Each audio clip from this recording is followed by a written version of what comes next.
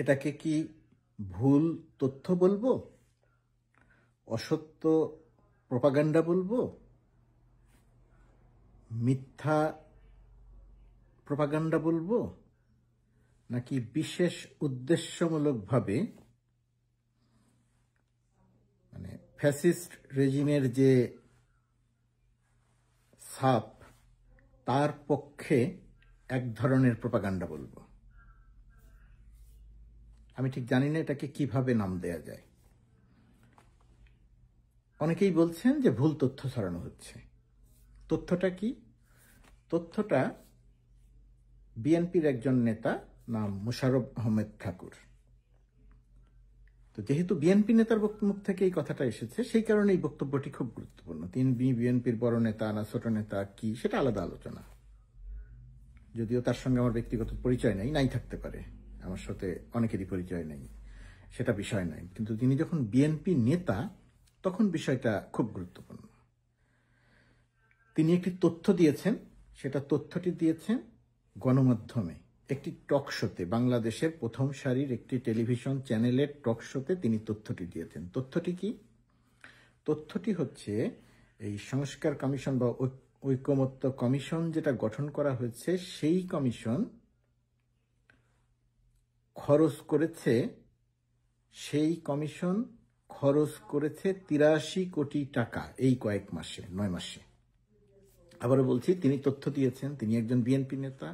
তিনি বলেছেন ঐকমত্য কমিশন খাওয়া দাওয়া বেতন ভাতা নিয়ে খরচ করেছেন 83 কোটি টাকা। আর এটা হচ্ছে তিনি তথ্যটি দিয়েছেন। আর সত্য তথ্যটা কি? সত্য তথ্যটি হচ্ছে ঐকমত্য কমিশনের মোট বাজেট ছিল 7 কোটি টাকা। তিনি বলেছেন 83 কোটি টাকা খরচ করেছে, আর ঐকমত্য কমিশনের বাজেট ছিল 7 কোটি টাকা। সেই 7 কোটি টাকার বাজেট থেকে খরচ হয়েছে 23%। অঙ্ক করে বের করেন, মানে 83 কোটি টাকার 23% মানে কত টাকা? যদি সহজ অঙ্ক করেন, যদি 50% খরচ হতো তাহলে হতো 3.5 কোটি টাকা। যদি 25% খরচ হতো তাহলে হতো কত? 1.5 কোটি, 2.25 কোটি টাকা। তো 23 কোটি টাকা খরচ হয়েছে। তার মানে 1,50,60,00,000 টাকা খরচ হয়েছে। 1.5 কোটি টাকা ধরেন খরচ হয়েছে। অনেকেই প্রশ্ন তুলতে পারেন যে 1.5 কোটি টাকা কেন খরচ করলাম জনগণের টাকা, সেই প্রশ্ন আলাদা আলোচনা হবে। কিন্তু প্রশ্ন হলো যে আপনি 83 কোটি টাকার এই তথ্যটি কোথায় পেলেন? আপনি কিসের ভিত্তিতে এই অভিযোগটি আনলেন? 5 আগস্টের পর থেকে তো আমরা স্বাধীন, বাংলাদেশের সবাই স্বাধীন, যে যার মতো করে কথা বলতে পারেন, এবং এই কথা বলার জন্য কারো জেল, জরিমানা, শাস্তি, ডিজিটাল নিরাপত্তা আইনে মামলা, রাতের বেলা পুলিশ ধরে আনা ইত্যাদি কোনো কাজ হচ্ছে না। আপনারা বলবেন, যারা অনেক বলবেন যে না এরকম অনেক ধরপাকড় হচ্ছে।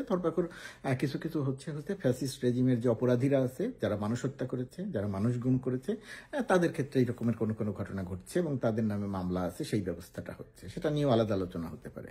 কিন্তু প্রশ্নটা হচ্ছে, যখন বিএনপির নাম ব্যবহার করে একজন নেতা টকশোতে যাচ্ছেন, টেলিভিশন চ্যানেল কর্তৃপক্ষ তাকে ডাকছেন এবং তিনি বিএনপির প্রতিনিধিত্ব করছেন, প্রতিনিধিত্ব করে যে মিথ্যা তথ্য ছড়িয়ে দিচ্ছেন, সেই মিথ্যা তথ্যটি ব্যবহার করছে পালিয়ে যাওয়া রাজনৈতিক দল আওয়ামী লীগ। তাদের যে মুখপাত্র, তাদের যে প্রচার মাধ্যম, সেই প্রচার মাধ্যম বিএনপি নেতার এই বক্তব্য ফলাও করে প্রচার করছে।